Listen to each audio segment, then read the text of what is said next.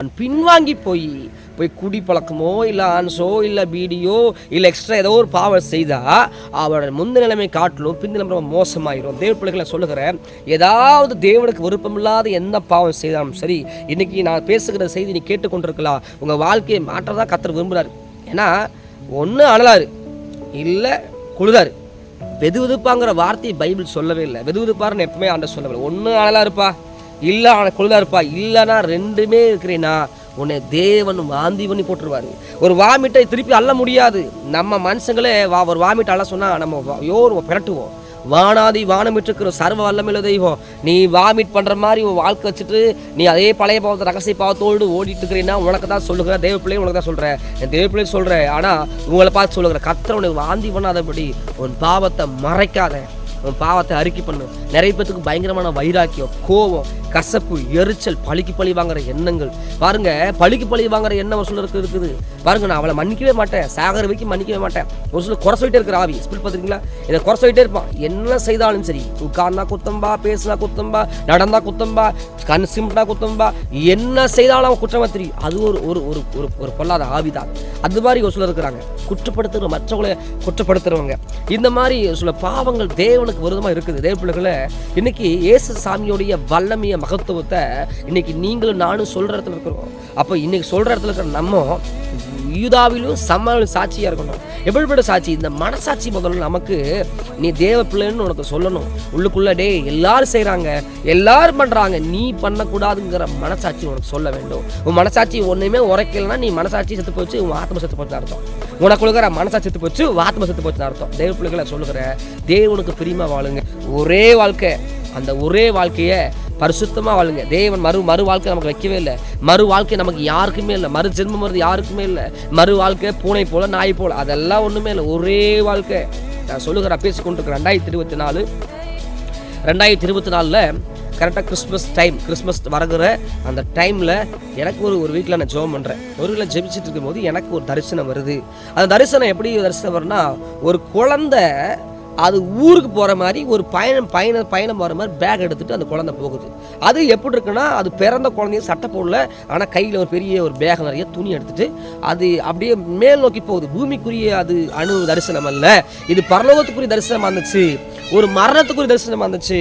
அது எவனுக்கு ஒரு தரிசனமாக இருந்துச்சு. அது அந்த தரிசனத்தில் ஜீவ கிரீடத்தை நான் பார்த்தேன். இன்னும் ஒரு சில காரியங்களை நான் பார்த்து கொண்டே இருந்தேன். நான் நினச்சேன் அந்த 2024 அந்த கிறிஸ்மஸ் டைமில் நான் நினச்சேன் அது யாருக்கோ ஆண்ட சொல்கிறாருன்னு நினச்சேன். ஆனால் எனக்கு ஆண்ட சொல்லியிருந்தார். அப்போ எனக்கு அது சொல்லியிருந்தார், எனக்கு அது காமிச்சிருந்தார். அந்த நிமிஷம் நான் கரெக்டாக ஒரு இடத்துக்கு போயிட்டு நான் என் மனைவி என் பிள்ளைகள் எல்லாம் போயிட்டு வீட்டுக்கு வரும்போது 3 நிமிஷம் 4 நிமிஷம் மூச்சு விட முடியல. 41 வயதாச்சு. மரணம் வரும்னு நான் எதிர்பார்க்கவே இல்லை. மரண நேரம் வரும்னு நான் எதிர்பார்க்கவே இல்லை. 41 வயதில் அந்த இடத்துல மரண பள்ளத்தாக்கில் நான் போனேன். அந்த ஒரு 10 நிமிஷம் என் கைகாலெலாம் வேர்த்து, என் சரீரமெல்லாம் வேர்த்து, குப்புன்னு வேர்த்து நான் படுத்துருந்தேன். எங்கள் அம்மா கரெக்டாக வந்து பக்கத்தில் உட்காந்து என் மனைவி பக்கத்தில் கொஞ்சம் ஜெபிச்சாங்க. கர்த்தர் எனக்கு மறுபடியும் ஜீவனை கொடுத்தார். பாருங்கள், நிலையில்லாத வாழ்க்கைங்க. எப்போ யாருக்கு என்ன நடக்குன்னு தெரியாது, யாருக்கு என்ன சம்பவிக்குன்னு தெரியாது. ஏதும் இந்த உலகத்தில் மாயமான தோற்றம், இந்த உலகத்தில் எல்லாம் மாயம், அழிந்து போகிற காரியம். தேவ பிள்ளைய நான் சொல்லுகிற செய்தி கேட்டுக்கொண்டிருக்க உங்கள் வாழ்க்கையில் சொல்கிறேன், முதல்ல சரீர குணமாக்குவார், ரெண்டாவது உங்கள் ஆத்மாவை கர்த்தர் குணமாக்க விரும்புகிறார். உங்கள் ஆத்மாக்குள்ள இருக்கிற கரையை மாற்ற விரும்புகிறார். உங்கள் ஆத்மாக்குள்ள இருக்கிற ஆத்மா ஒரு கேள்விக்குறியாக இருக்குது. உங்கள் ஆத்மா பரலோகமான உனக்கு தெரியல. நீ செத்தா எங்கே போவீங்க? இன்னைக்கு நீங்கள் மறிச்சா நீங்கள் எங்கே போவீங்க? இன்னைக்கு இன்று மறித்தால் நீ எங்கே போவீங்க? தேவ பிள்ளைங்க செய்தி கேட்டுக்கொண்டிருக்க உங்களுக்கு நான் சொல்லுகிறேன், இன்னைக்கு நீங்கள் மறிச்சிங்கன்னா இந்த பரலோகம் உங்களுக்கு காத்திருக்குதா? பரலோகம் உங்களுக்காக ஆயத்தமாக இருக்குதான்னு நீங்கள் கொஞ்சம் யோசிங்க. இன்னைக்கு மறிச்சா இந்த ஆத்மா எங்கே போகும்? இந்த பிரபுங்கிற ஆத்மாவுக்கு எனக்கு தெரியும். இந்த பிரபுங்கிற ஆத்மாவுக்கு நான் என்ன செய்கிறேன்னு எனக்கு தெரியும். உங்கள் ஆத்மாவுக்கு நீங்கள் என்ன செய்றீங்க? அதே பிள்ளைய, உங்கள் ஆத்மா விலையேற்பற்ற ஆத்மா, உங்களுக்கு அடிக்கப்பட்ட ரத்தம், அந்த ரத்தம் வீணாய் போயிடக்கூடாது. அதனால் சொல்லுகிறேன், தேவன் உங்கள் வியாதிகளை விளக்க அவர் ஆயத்தமாக இருக்கிறாரு. சரீரத்துலையும் குணமாக்க விரும்புகிறாரு. அதே வழியில் உங்கள் ஆத்மாவில், உங்கள் சரீரத்துக்குள்ள அது குணமாக்க விரும்புகிறாரு. ஒரு சிலத்தில் பெருமை போகவே மாட்டேங்குது. பெருமை சாகிற வரைக்கும் பெருமையின் வாழ்க்கை. தேவன் லூசிபரே தள்ளிட்டாரு. பெருமைகளோட தேவன் என்னைக்கு எதிர்க்கிறார். பெருமைகளோட பக்கத்தில் வைக்க மாட்டார் ஆண்டவர். பெருமை பேசுகிறவங்கள, பெருமையாக நினைக்கிறவங்க, தன் ஜாதி குறித்து பெருமை பேசுகிறவன், தன் பணத்தை குறித்து பெருமை பேசுகிறவன், நான் எங்கிருந்து வந்து தெரியுமா, நான் எப்படி இருந்தவன் தெரியுமா சொல்லி எவனும் ஜாதி குறி எவனை கர்த்தர் பரலோகத்தில் கொண்டு போக மாட்டார். ஏன்னா லூசிபர் பெருமை பிடிச்சவன், அவனே தேவன் கீழே தள்ளி போட்டார். அவன் பெருமை நிறைஞ்சவனாக இருந்தான், தேவன் கீழே தள்ளி போட்டார். இன்னைக்கு அநேகருக்குள்ள இந்த பெருமைனாவி இருக்குது. பெருமை, எப்போ பார்த்தாலும் பெருமை. தேவ பிள்ளைகளை உன் வாழ்க்கையை எச்சரிக்கிறார் ஆண்டவர். எப்போ உனக்கு என்ன சம்பவிக்குன்னு தெரியாது. தாழ்மைப்படு.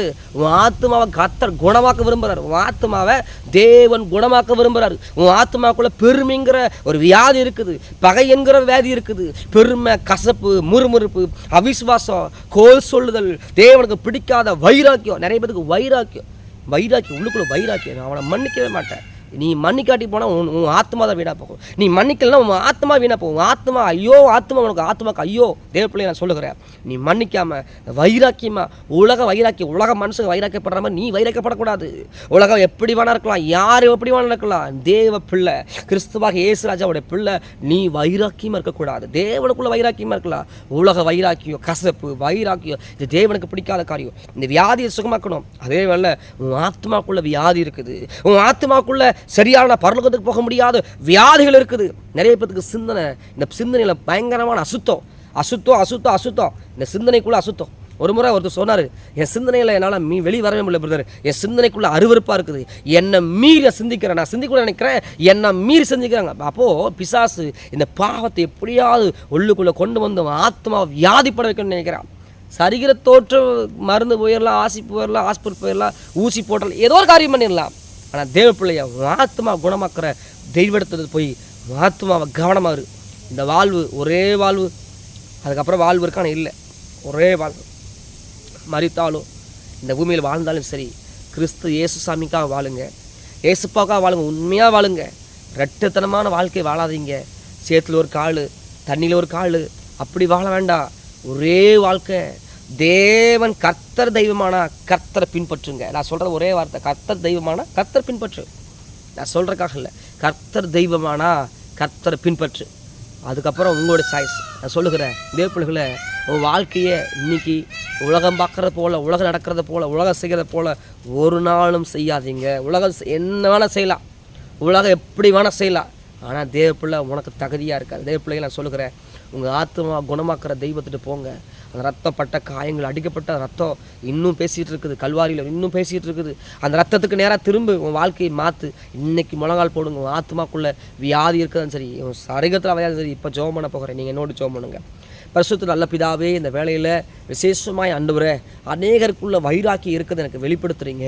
அநேகருக்குள்ள வைராக்கியம், கசப்பு, கோபம், பழி வாங்குற எண்ணம், பகைமையான எண்ணம், மற்றவங்களை நியாயந்திருக்கிற எண்ணம், பழி வாங்குற எண்ணம், மற்றவரை குற்றப்படுத்துகிற எண்ணம், ஆண்டவரே இதெல்லாம் இருக்குது. ஆண்டவர் ஆத்மாவை குணமாக்க வல்லவராக இருக்கிறீர்கள். இந்த ஆத்மாவை குணமாக்குங்க. சரீரத்தில் வியாதி, பாவத்தில் வந்த வியாதி சுகமாக்குங்க. பாவத்தினால் வந்த வியாதி சுகமாகட்டும். என்ன பாவம் செய்திருக்கலாம் அந்த பாவம் மன்னிக்கப்படட்டும். தொடர்ச்சியாக அவர்கள் 7 தலைமுறைக்கு வருகிற சாபங்கள் மன்னிக்கப்படட்டும், பாவங்கள் மன்னிக்கப்படட்டும். இயேசுவின் நாமத்தினால தரித்திரங்கள் மாறட்டும், வியாதியின் கூர்மங்கள் மாறட்டும். தொடர்ச்சியான வியாதிகள், நுரையீரல் பிரச்சனைகள், லங்ஸ் பிரச்சனை, கண் பிரச்சனைகள், பல்லு பிரச்சனை, இன்னுமாய் ஒரு சில வியாதியின் போராட்டங்களோடு இருக்கிற ஒவ்வொரு பிள்ளைகளை கர்த்தர் தொடுவீராக. அடிக்கடி வருகிற நீர் இழப்புகள், நீரிழப்பு வியாதிகள், கால் வலிகள், பலவீனங்கள், நரம்பண்டல பிரச்சனைகள், மூளை பிரச்சனைகள், வாதைகள் எல்லாம் மாறுவதாக. இயேசுவின் நாமத்தினால் அஜீரண கோளாறுகள் மாறுவதாக. இயேசுவின் நாமத்தினால் அஜீரண கோளாறுகள், ஜீரண உறுப்புகளுக்குள்ள ஒரு சில போராட்டங்கள், கேஸ்ட்ரிக்கல் பிரச்சனைகள் இயேசுவின் நாமத்தில் மாறுவதாக. ரத்தத்தின் வல்லமை, அதிகாரம் எல்லாமே தழும்புள்ளான சுகமாக்கவே சொன்னீங்கள்ல. இந்த வேலை சொல்லி ஜெபிக்கிற ஒவ்வொரு பிள்ளைகள் மேல எப்படிப்பட்ட அற்புதங்கள் வருவதாக. வியாதி விளக்கம் ஆண்டவரே, அற்புதங்களை செய்ய சாட்சி எழுப்பித்தாங்க. நசதாக இயேசு சாமி மூலம் ஜெபம் பண்ணி ஜெயங்களுக்கு ஒரு நல்ல பிதாவே. Amen, amen, amen. God bless you. தேவன் நிச்சயமாக தொட்டிருப்பார், உங்கள் ஆத்மா சுமக்கி இருப்பார், சரி சுகமாக இருப்பார். அந்த செய்தி கேட்டுக்கொண்டிருக்கிற நீங்கள் கமெண்ட்ஸ் பண்ணுங்கள், தேவன் ஆத்மா மகிமைப்படுத்துங்க. ஏசப்பா பிடிச்சா கமெண்ட்ஸ் பண்ணுங்கள்.